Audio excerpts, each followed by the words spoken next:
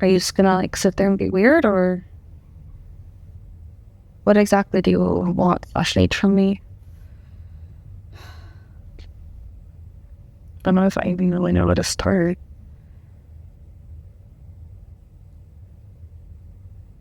So I look like this, which I'm not 100% happy about. I was doing some late night shopping. It's my own fault. And I talked myself into buying this wig. And then I didn't open it for a really long time because I was busy. And here we are. I can't return it. So I've decided I have to wear it for at least 2 videos. But while you should be honest with me in the comments about how you think about it, if you're mean to me, I don't know, I'll be really sad, okay? Just be nice. Just try to be nice. Okay, and then I guess the second thing is the background. It doesn't look like normal. And that's because up until about 2 weeks ago, I thought I was moving. And I am moving. It's just instead of 2 weeks ago, it's going to be in like 6 weeks from now, which is fine. It's fine. It's like a lot annoying, but there's other things that are more important. I'm trying to tell myself. But it does also mean that this spot in front of my fridge is the only place in my house that doesn't have boxes in it. The light's not even on.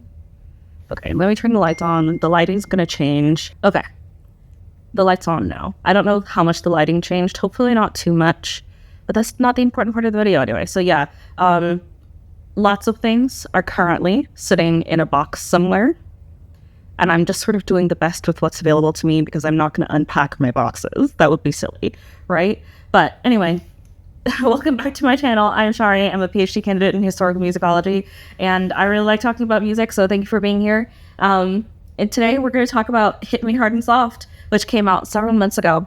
I'm late to the party. Yes, I am. And the reason I'm late to the party is because the first time I listened to this album, I was like, I don't know how to critique it because it actually is just that good. I do think it's just that good. Okay, so I once again have a sort of numbered list that isn't numbered because I'm not going to number it, but I just sort of have a list of things that I liked about this album. Why are we here? It's a chaotic day.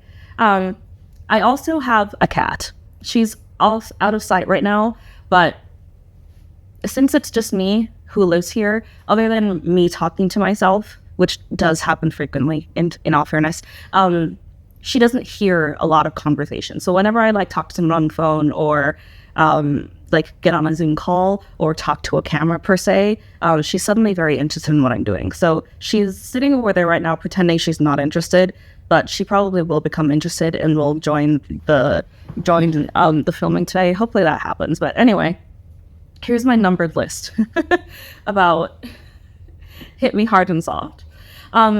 The first thing I noticed is that she's singing a lot of this in the lower register of her falsetto. So not quite in her chest voice. It's definitely still in her head voice, but it is in this place that is like really wispy and soft. And it sounds very secretive.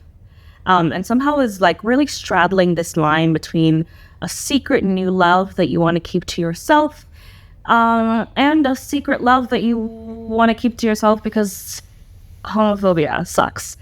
And then I said that this is the same Bille that wrote When Did It End, which I think is the highest praise I could give to a piece of music because I think When Did It End is one of the best songs of this generation. And I liked the Barbie movie. I'm sorry, I know that leftists are supposed to hate it or whatever. I don't hate it. I really liked it.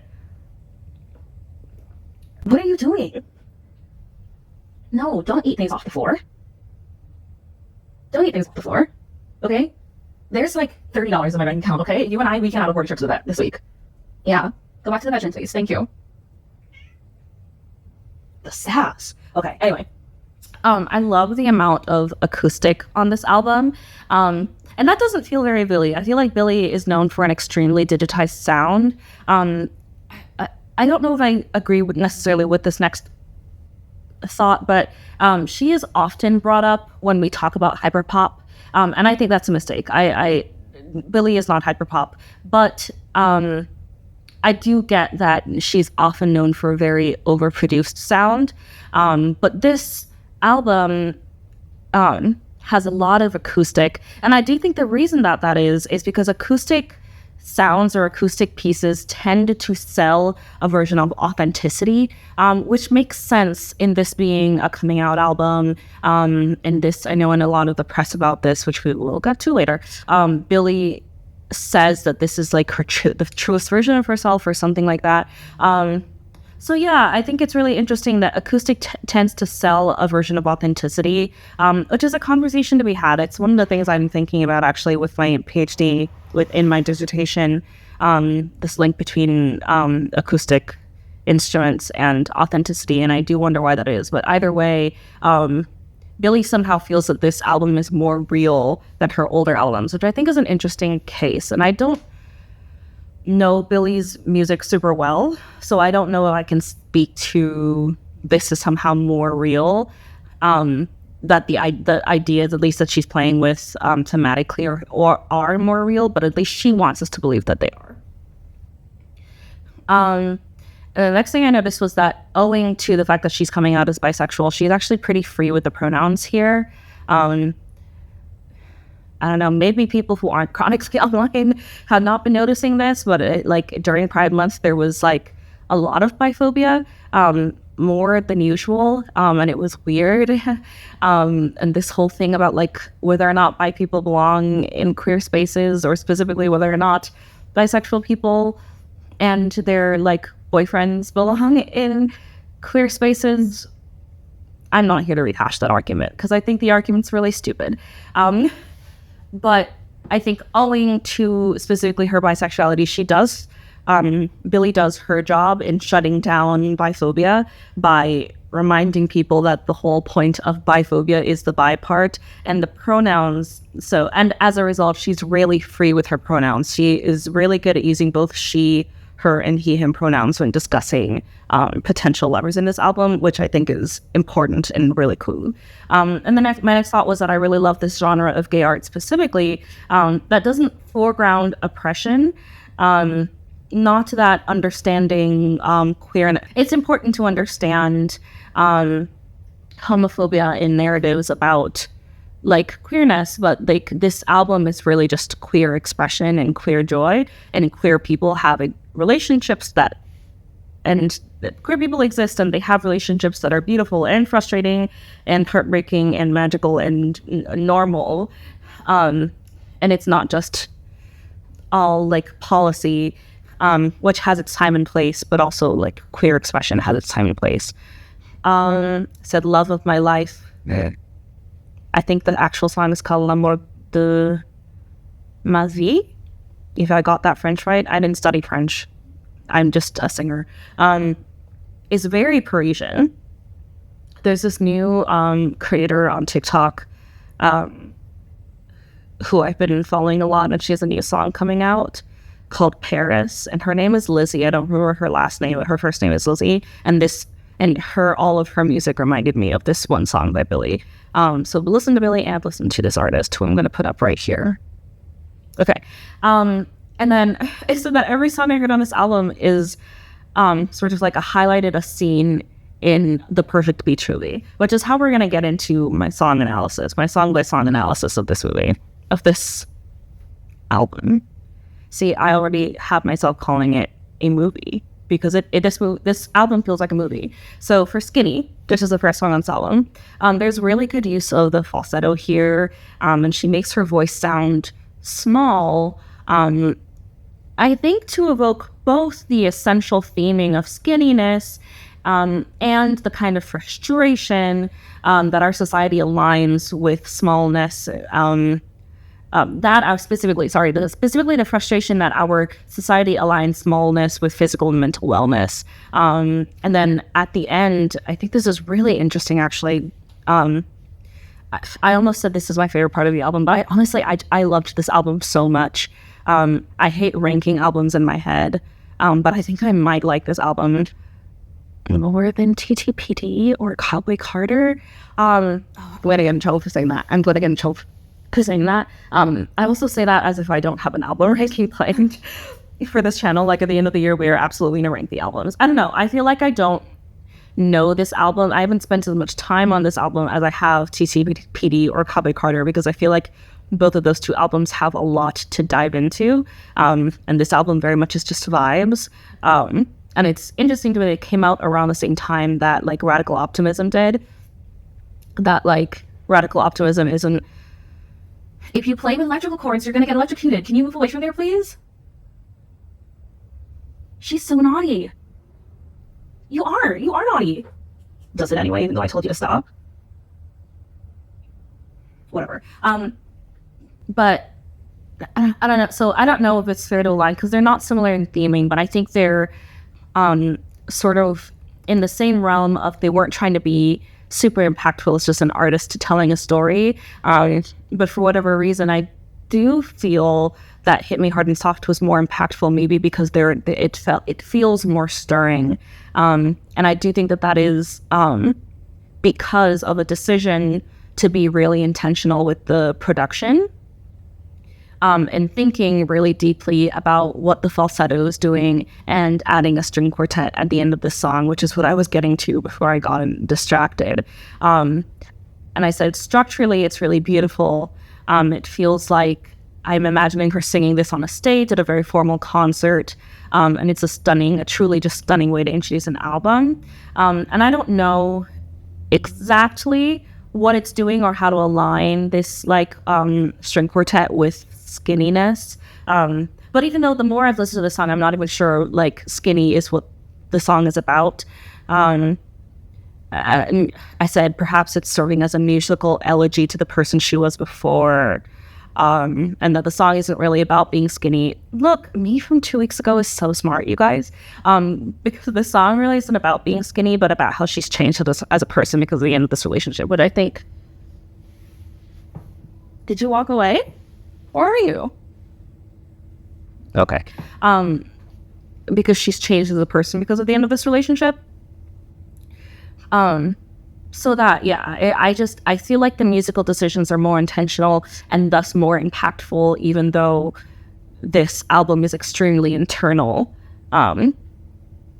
which is like unlike maybe Cowboy Carter, because I would say that T2PD is an extremely internal album, but it's also very external because it's very much about the fans, but this album is about Bille. That said, I don't stan Bille the way that I stan Taylor Swift. I hate that those words just came out of my mouth because I don't think we should stan anyone, but I do stan Taylor Swift. I think, listen, I, like most 27-year-olds, tend to hyperfixate on things, and I found myself at some point during the pandemic hyperfixating on Taylor Swift. Am I happy about this? Am I proud of this? Am I proud of it? No. Am I happy about it? Yeah, because I like hyperfixating on things that I like Taylor. But what it means is that I don't know a ton about Bille, so I don't know how much of this video is even going to be usable. Should I just post this as is and let people get to know the real me? The me that nobody gets to see because nobody else is here and it's just me and a camera? This is a peak me talking to myself in the middle of the day. Anyway, yeah. So, but I have not like hyperfixated on Bille in the way that I've hyperfixated on Taylor. But I also do think that like there is so much to hyperfixate on Taylor because of the way the fandom has like created itself around diving so deep into things. And that's just not how Bille's fandom interacts with her music. So that could be it. And as a result, I feel that I am approaching this album with, I don't know, I can only look at it with the information I have in front of me, which I guess is how most people listen to music, versus TTPD, which is an album that I think it's really probably difficult to appreciate if you don't know a lot about Taylor. Lunch. This is the summer, in the Summer Beach movie, it's the montage where people are racing around caves and jumping off the cliffs, and the protagonist and the love interest are like falling for each other. And the percussion is making it sound like you're out of breath. So are you out of breath because you're climbing mountains at Al Esme? Or because she took your breath away? Me, a poet, a star. Okay. Chihiro. This is a third act conflict montage fight.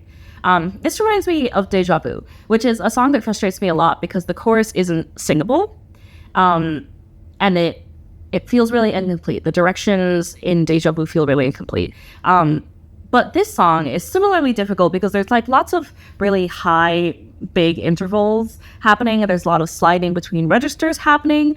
But the seriousness of the lyrics, I think, makes sense of the complexity in the melodic line, which, in my opinion, does not happen in Deja Vu, right? But this, my analysis right now is not about Deja Vu. It's not. It's about Chihiro.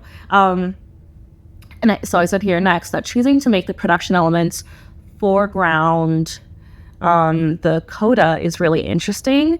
It sort of premises this idea of voicelessness.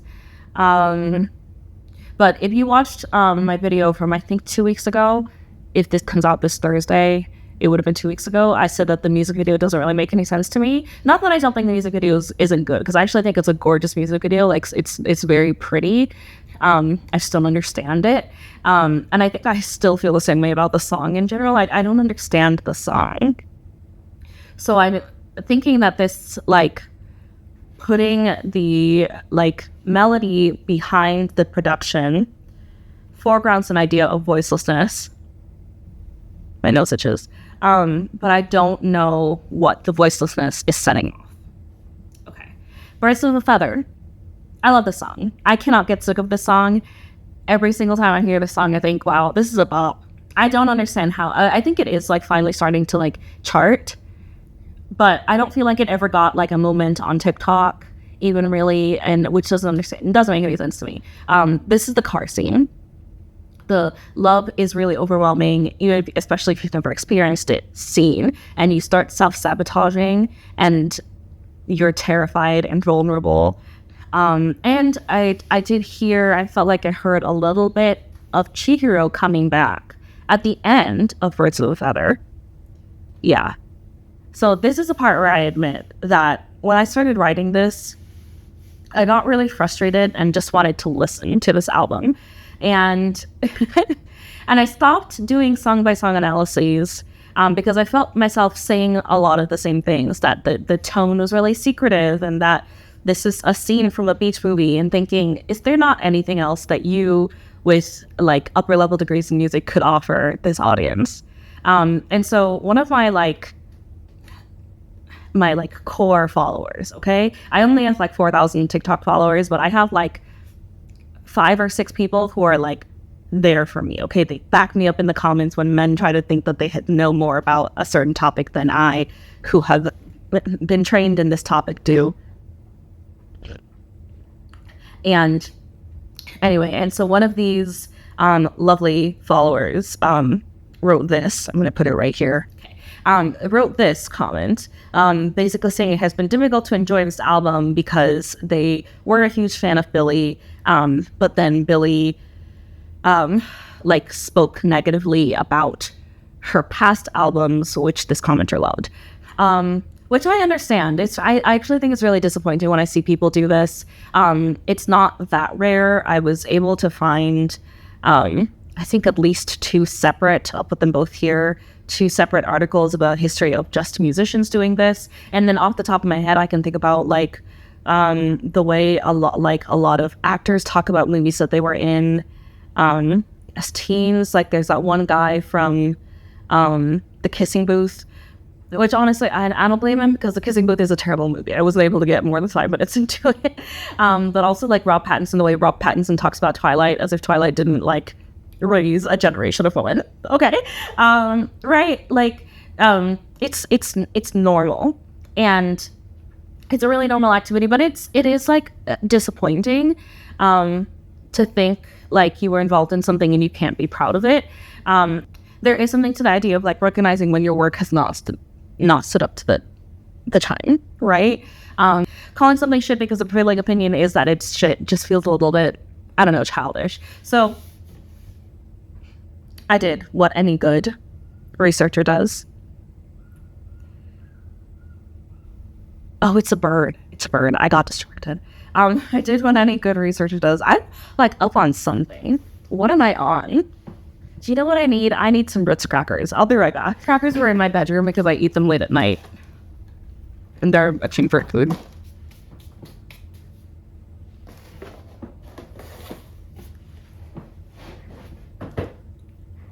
They'll tell my mom she's an independent mom. I did what any good researcher would do, which is that I went and did some research because I was really interested in this. And I found a couple of articles, mostly these couple of pieces of like, again, and I found really only one article from Forbes, and I really just skimmed it. I didn't think it had a ton to offer. Also, Forbes is an awful journal for neoliberals, but it is like down below if you want to.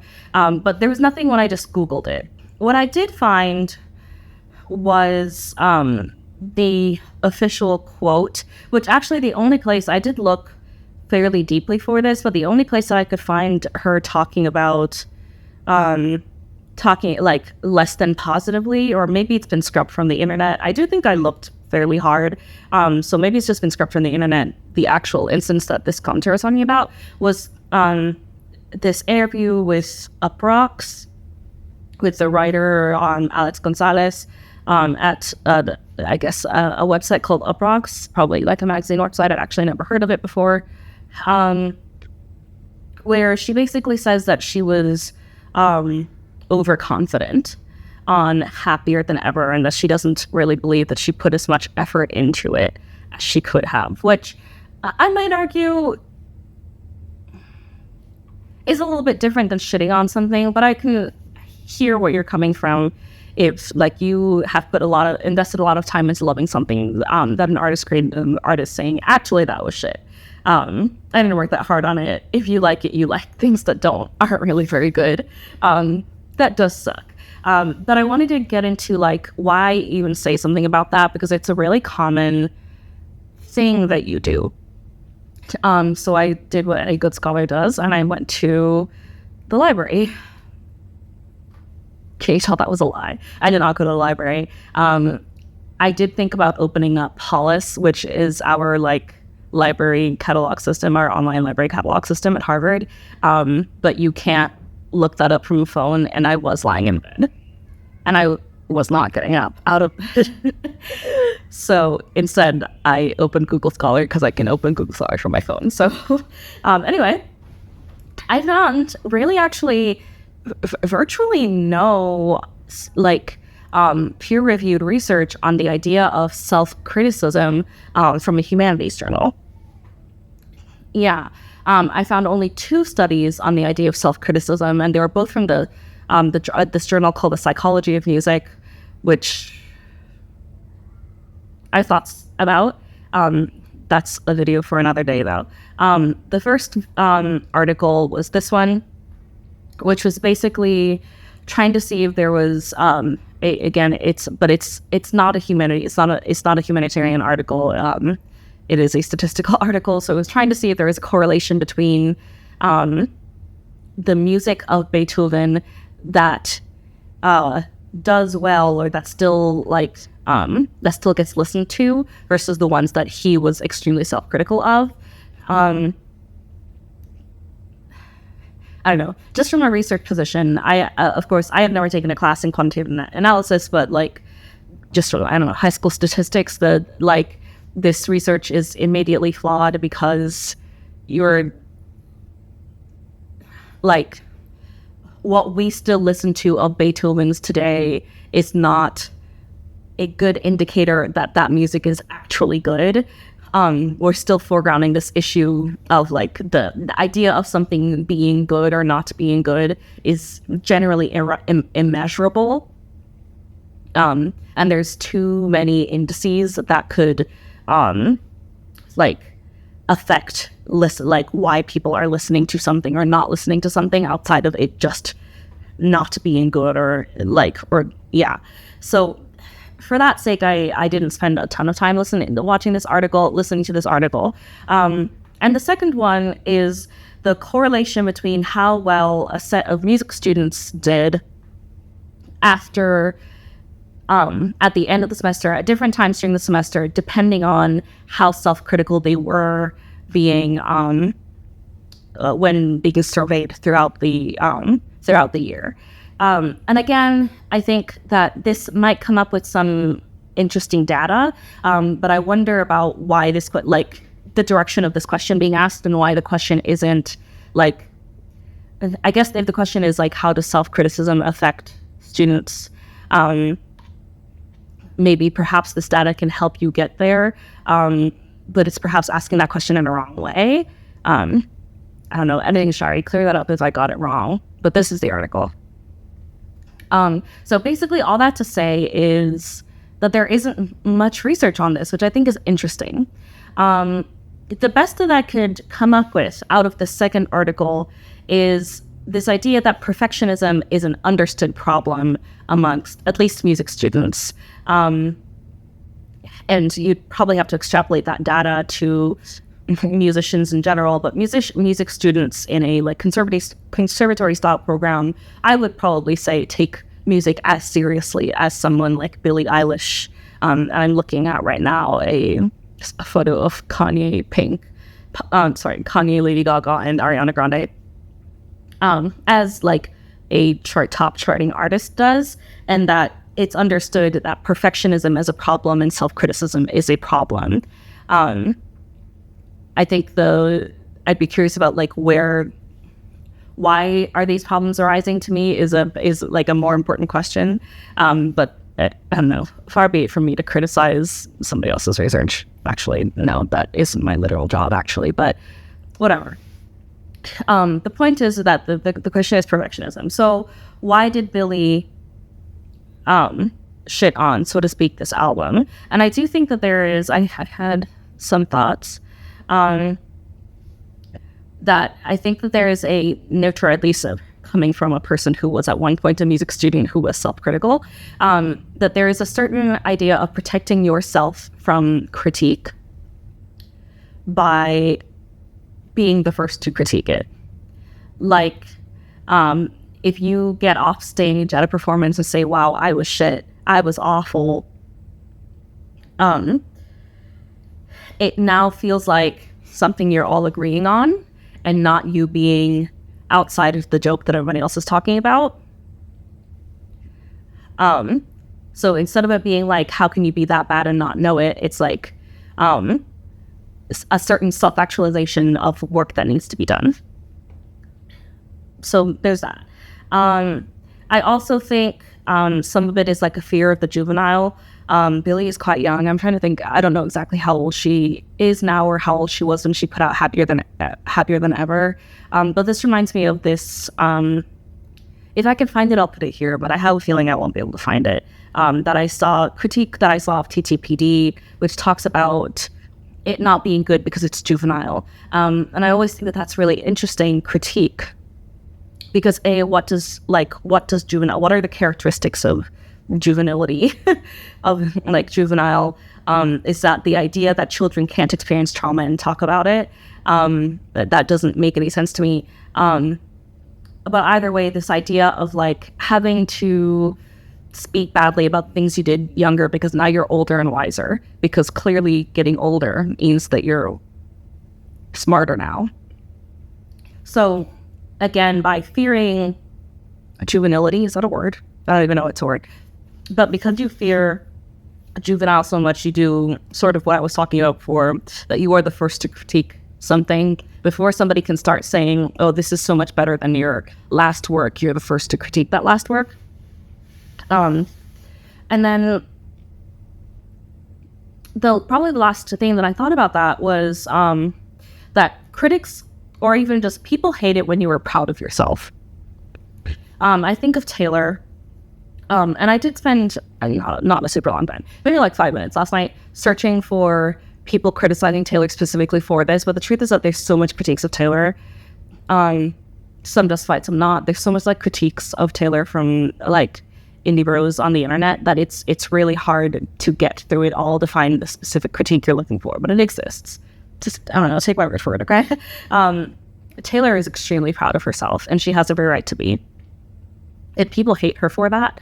And I think I did find some non-specific articles on this, yeah, and I'll put them both here. That like people hate it when women are successful, and then are proud of their accomplishments.